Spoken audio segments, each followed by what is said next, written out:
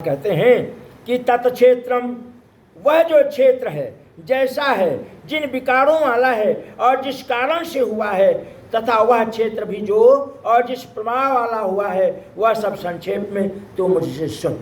अब भगवान ये क्या सुना रहे हैं कि वह जो क्षेत्र है, अर्थात ये जो शरीर है, जिस भाव में है, जिस कर्म में है, भाई धन दौलत वाला है, सुखी है, कोड़ी है, जुआरी है, जिस भी भाव से ये शरीर है, वो किन कर्म, मतलब क्या था, किन कर्मों के कारण ऐसा हुआ, भगवान इसी पर कह रहे हैं अर्जुन को। तो इच्छा द्वेषा सुखम दुखम संघात चेष्टा धृति एतत् क्षेत्रम समासेन सविकार मुहात। गीता में यही महत्वपूर्ण है कि हम कौन से, मतलब कितने कितने बुरे कर्म किए और किसके कारण क्या भोग रहे हैं, यही गीता हमको उपदेश देती है।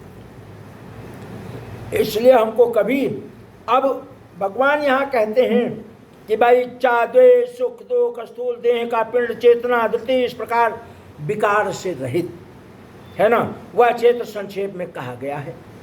अब भगवान आज इतना लंबा वर्णन तो कर नहीं रहे हैं, क्योंकि अर्जुन को तो खाली संकेत कर रहे हैं, और अर्जुन भी कोई ज्ञानी तो है नहीं, ज्ञानवान है, एक शब्द को तो 4 शब्द पकड़ लेता है कि नहीं है। तो भगवान संक्षेप में हमको आपको ज्ञान देने के लिए कह रहे हैं कि आसक्ति रहित, अर्थात जीवन में अगर आसक्ति है तो उस आसक्ति को त्याग दीजिए और आसक्ति को त्याग करके एक अच्छा सा व्यवहार कीजिए लोगों के साथ। सर्वे इंद्रियाणाम, समस्त इंद्रियों को अपने बस में रखिए, है ना, जो भाग्य में होगा वो मिलेगा। और अगर इंद्रियों को बस में नहीं रखेंगे, जबरदस्ती करेंगे, तो भाई भगवान यहाँ एक बात कहते हैं कि आप पास लड्डू का पैसा नहीं है, आप दुकान के सामने से निकले, लड्डू बनने की महक आई, लड्डू दुकान पे सजे हुए हैं, बड़े सुंदर दिख रहे हैं, क्या कहूँ मिल जाता तो अच्छा था। अरे मिल तो जाएगा ही, कर्म करो, जेब में पैसे लाओ, फिर पैसा दो, फिर मिले। लेकिन अगर आप झपट्टा मार लिए तो पकड़े गए, तो लड्डू खाने वाला जो मुंह है ना, वो तो भैया सूझ जाएगा, पीट के लोग बढ़िया तैयार कर देंगे, 1 से 2 लड्डू एक साथ खाने लायक हो जाएगा, है कि नहीं है।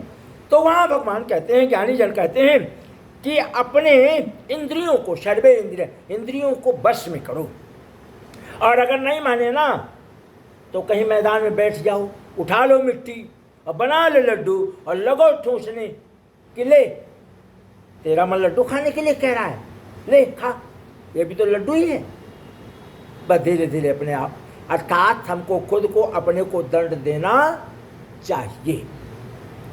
तो वही शब्द कहा गया है कि भाई अगर गलती हो जाए तो आप क्या करो, प्रायश्चित कर लो, समझदार हो जाओ कि अब ऐसी गलती नहीं करेंगे, तो अपने आप गलती का पाप कट जाता है और जीवन में फिर ऐसी गलती व्यक्ति से नहीं होती है। और यही अजामिल ने किया था, संसार को छोड़कर जाने का समय आ गया, यमराज आ गए, सुने हैं कथा ना अजामिल की, है कि जीवन भर उसने चोरी की, डकैती की, बदमाशी की, बहुत कुछ किया, अपनी एक पत्नी को छोड़ के दूसरी वेश्या को रख लिया और उससे 8-10 बच्चे पैदा हो गए। लास्ट का बच्चा जब पैदा होने का टाइम आया तो ऋषि लोग आ गए, भ्रमण करके चौमासा करके जा रहे थे और कन्नौज नगरी, और वहाँ ऋषि लोगों ने जनता जनार्द बच्चों से पूछा, भाई इस गांव में कहीं मेरे हम लोग को ठहरने लायक है। कहा जाता है कि कोई संत महात्मा हो तो उसको सूर्य अस्त होने से पहले अपने ठहरने की जगह देख लेनी चाहिए, नहीं कहाँ ठहरेगा। तो सूर्य अस्त होने के पहले वो लोग खोजने लगे, तो गांव के कुछ बालक वृद्ध थे या जो भी रहे हों, आज बड़े बूढ़े भी ऐसा कर जाते हैं, ओ फलनवा के घर जाओ, बहुत बढ़िया घर है, तो अजामिल का घर बता दिया और मन में मुस्कुराने लगी, अभी पाप हो जाता है। अरे अब ठीक है, संत महात्मा, रात को आएगा अजामिल, सबको पीट पीट के सारा सामान ले लेगा इनका। आनंद आया उनको, इतना ही सोचने में, इतना बताने में उन लोगों को, दुष्ट पुरुषों को आनंद आया, समझ गए ना, कि रात को छीन लेगा सब। यह भी एक पाप का विषय हो गया। पर संत लोग तो भाई विश्वासी चले गए। पत्नी बहुत प्रसन्न हुई, अजामिल की पत्नी बहुत प्रसन्न हुई। अरे जिस दुष्टता के कारण मेरे घर कोई भिक्षा मांगने नहीं आता, आज क्या ऐसा भगवान की कृपा प्राप्त हो गई कि एक को छोड़ो 7 ऋषि मेरे दरवाजे पर उपस्थित हो गए। ये भगवान की जब कृपा होनी होती है ना, तभी ऐसा होता है। इसलिए दरवाजे पर आए हुए संत महात्माओं को श्रद्धा से कुछ भी हो ना, वो दे देना चाहिए। श्रद्धा से लेते कहाँ हैं? अगर 50 रुपए दिए आपने, बात कलयुग आ गई, कलयुग की आ गई, उसे छोड़ दीजिए। वो आते हैं मथुरा वृंदावन वाले आते हैं। हाँ बिल्कुल आते हैं। तो वो मैं क्या चाय वाय बना देती हूँ, अब वो जब भी आते हैं मैं अगर 500 दूंगी तो वो 1000 मांगते हैं, और मैंने अगर 1000 दे दिए तो वो 2000 भाई देखिए, अब अगर उनकी नीयत में ऐसा नहीं होता तो उनको मांगने क्यों जाना पड़ता? तो जो मान लो मैं 50 भी नहीं दे रही हूँ, पूरे दे रही, ठीक है, जितना हिम्मत होगी उतना ही आदमी करेगा। वो जब उस टाइम पे पीछे पड़ते हैं ना तो बड़ा अजीब लगता है। ठीक है, होते नहीं है अपने पास। कोई नहीं, ज़्यादा मत सोचिए, जितना हिम्मत हो उतना ही कीजिए। दुनिया यही करती है, जबरदस्ती। भाई जबरदस्ती कहाँ से देंगे? नहीं रहेगा तो कहाँ से देंगे? पर ऐसा करना चाहिए, और हम भी करते हैं। यहाँ भी कोई आता तो उसको खाली हाथ नहीं जाने देते, चाहे 5 फल ही पकड़ा दो। आते हैं तो यहाँ भी महात्मा लोग हैं। हाँ ठीक है, अपने ये तो कथा का एक अंश है। तो बहुत प्रसन्न हुई, और प्रसन्न हुई, ऋषियों से कहा महाराज एक काम करो, मैं बहुत प्रसन्न हूँ और अपने को बड़ा भाग्यशाली समझ रहा हूँ कि आज आप लोगों का दर्शन हुआ। मैं बड़ी सेवा करूँगी जितना मुझसे हो सकता है, पर एक मेहरबानी करना, सूर्य उदय होने से पहले आप मेरे यहाँ से चले जाइएगा, विदा हो जाइएगा, नहीं तो मेरा पति अच्छा नहीं है। अब संत महात्मा तो सब रात को ही उठ गए और नहाए धोए, पूजा अर्चना बंदन करने में टाइम हो गया, लगता टाइम ना। और पति जब सो करके उठा और देखा कि बाहर बट का वृक्ष है, बड़ा सुंदर चबूतरा है, बनवाया था, उसी पे संत महात्मा बैठे अपना जप तप में लगे हैं। उनको क्या मतलब अच्छे और बुरे से? उसके नेत्रों से आंसू आ गए और दौड़ करके पत्नी का अभिवादन किया, आलिंगन किया कि देवी, मेरे नाम से लोग डरते हैं, पर आज तेरे भाव से, तेरी कृपा से ये संत महात्मा मेरे यहाँ उपस्थित हुए हैं, तू बड़ी अच्छी पत्नी है, मेरा तो उद्धार हो गया। ऐसा भाव उसने अपने पत्नी के प्रति व्यक्त किया। और इसके बाद ऋषियों की शरण में गया और वहाँ जा कर के एक दूसरे के व्यवहार का, बातों का आदान प्रदान हुआ। तो ऋषियों ने कहा कि देखो, मैं एक चीज़ देख रहा हूँ। क्या देख रहे हो महाराज? मैं देख रहा हूँ कि तुम्हारी पत्नी गर्भवती है। हाँ महाराज है तो। और एक चीज़ देख रहा हूँ कि तुम्हारी पत्नी गर्भवती है और उसके गर्भ से इस बार बेटा ही पैदा होगा। तो महाराज क्या करना है? बेटा पैदा होगा तो तुम अपने बेटे का नाम नारायण ही रखना। कितनी बड़ी विचित्र बात है, नारायण ही रखना। और आज लोग पिंटू शिंटू अलबरगा फलबरगा अकड़म बकड़म कुछ भी बड़े बड़े ही वो हीरो लोग जैसा नाम रखते ना, अमन तेरी के है ठाकुर और बच्चे का नाम अमन लिख रहा है ना, है ब्राह्मण और बच्चे का नाम चमन लिख रहा है? तो अमन चमन मतलब हमारे यहाँ की जो व्यवस्था थी, हर व्यक्ति के नाम के आगे भगवान का नाम होता था। तो ये नाम रखने के लिए जब कहा तो कहा महाराज स्वीकार है, और नारायण राम रखा अपने बच्चे का बड़ी प्रसन्नता के साथ। और जब संसार को छोड़कर जाने लगा तो देखता क्या है, जन्मत मरण दुसह दुख होई, ऐसा प्रकृति की व्यवस्था है। तो देखता क्या है कि हम संसार को छोड़कर जा रहे हैं, वो काले काले बड़े विशाल का यमदूत लौ दंड पांच लिए हुए उपस्थित हैं, मुझे लेकर जाना चाह रहे हैं। तो जोर से आवाज लगे, ए नारायण! बुलाया तो अपने पुत्र को, अरे देख डंडा लेके आए ये लोग, मुझे लेकर जा रहे हैं खींच करके, भगाए इनको। अब उधर से तो नारायण दौड़ा और इधर से एक ही बार नारायण का नाम लेने से भगवान विष्णु के पार्षद उपस्थित हो गए विमान लेकर के। दोनों में वार्तालाप हुआ, कहा एक बार नारायण का नाम लिया है। तो यमराज के दूतों ने कहा, अरे जिंदगी भर तो चोरी किया है, जिंदगी भर अधर्म किया है, एक बार नारायण का नाम लेने से क्या होता है? तो भगवान ने कहा कि एक बार नारायण का नाम लेने का तो अर्थ ही समझ में नहीं आएगा तुम लोगों को, जाओ। अब यमराज के दूत भाई अब विष्णु के दूत से कहाँ जी सकते हैं, चले गए यमराज के पास उपस्थित हुए। तो यमराज से कहा ऐसी ऐसी घटना घटी। यमराज ने कहा तुम लोग मूर्ख हो, अरे जहाँ नारायण का नाम लेने वाली मूर्ति हो, ऐसे घर में मत जाना आप कभी। आज एक नियम बना देते हैं। तो अजामिल के नाम से फिर वहाँ एक नियम बन गया कि जिस घर में भगवान विष्णु की सेवा हो रही हो, जिस घर में दान पुण्य हो रहे हो, जिस घर में अतिथियों ब्राह्मणों और जो है सबकी सेवा हो रही हो, गौओं की सेवा हो रही हो, ऐसे वैष्णव हो शुद्ध, ऐसे घर में यमदूत कभी मत जाना। वहाँ केवल भगवान विष्णु के पार्षद ही जाएंगे। निर्णय हो गया। तो आज भगवान कृष्ण यही बात अर्जुन को समझा रहे हैं, है ना। इति क्षेत्रम तथा ज्ञानम ज्ञेयम चोक्तम समासतः मद भक्त एतद्जाय मद भायोपपदते। इस प्रकार क्षेत्र तथा ज्ञान और जानने योग्य परमात्मा का स्वरूप हो गया समय। जानने योग्य परमात्मा का स्वरूप संक्षेप से कहा गया कि मेरा भक्त इसको तत्व से जानकर मेरे स्वरूप को प्राप्त होता है।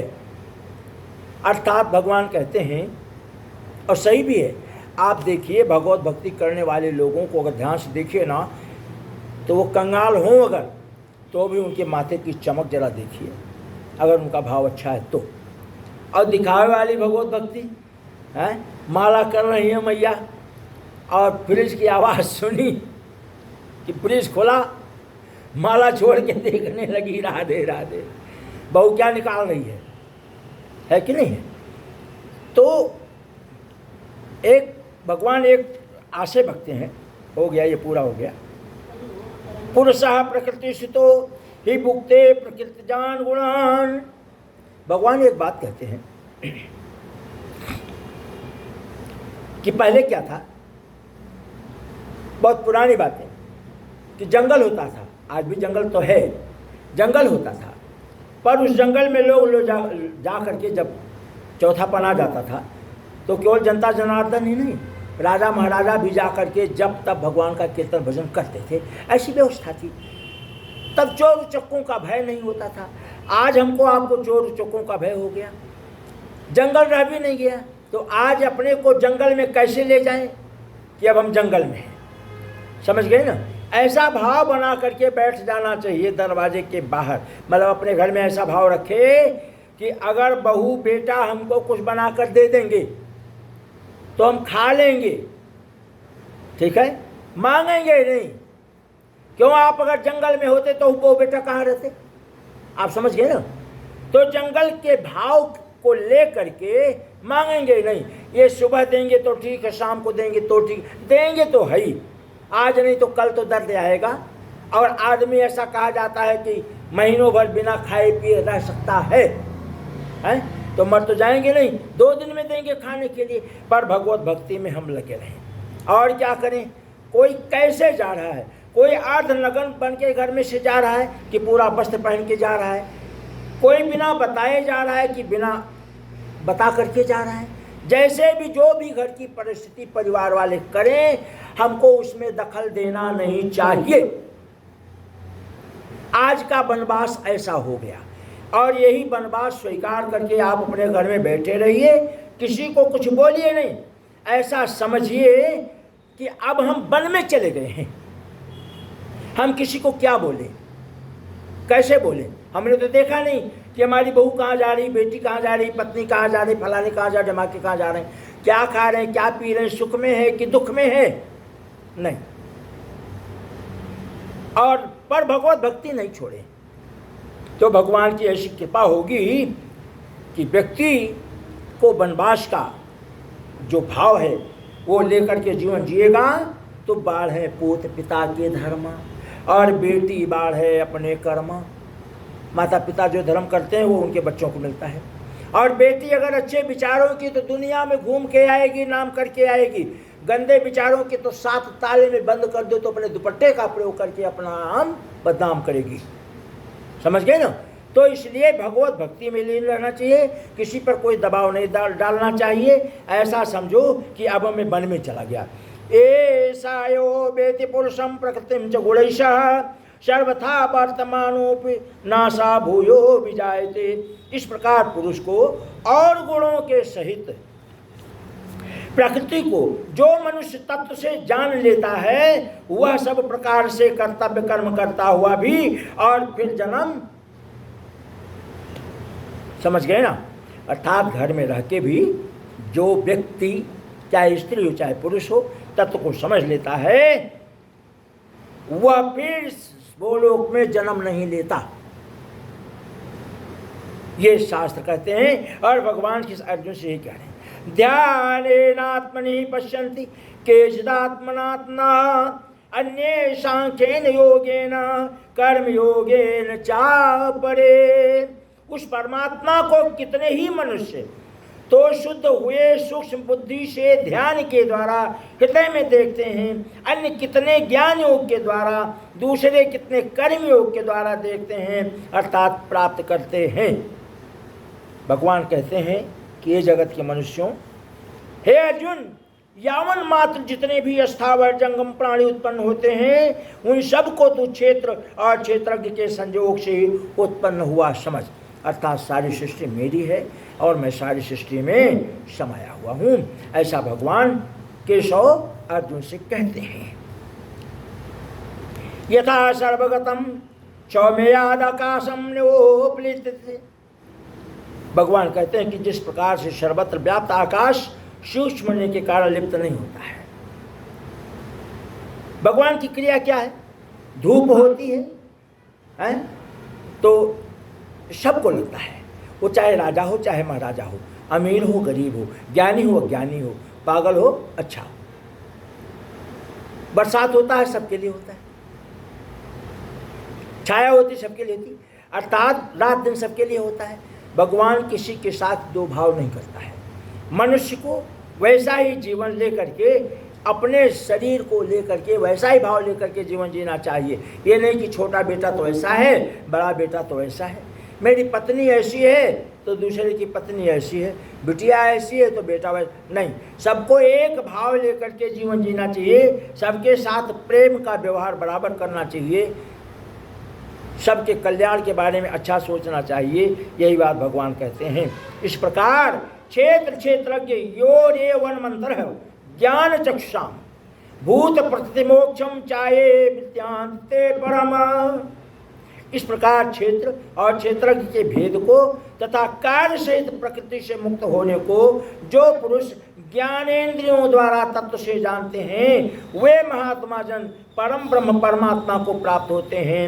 ओम तत्सत् श्रीमद्भागवत ब्रह्म विद्यायाम गीता शास्त्रे श्री कृष्ण अर्जुन संवादे क्षेत्र क्षेत्रज्ञ विधान योग नाम त्रयोदश अध्याय समाप्तः।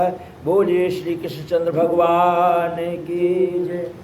श्रीमन राधा राधा राधा राधा राधा राधा भजले नारायण नारायण नारायण श्रीमन नारायण नारायण नारायण।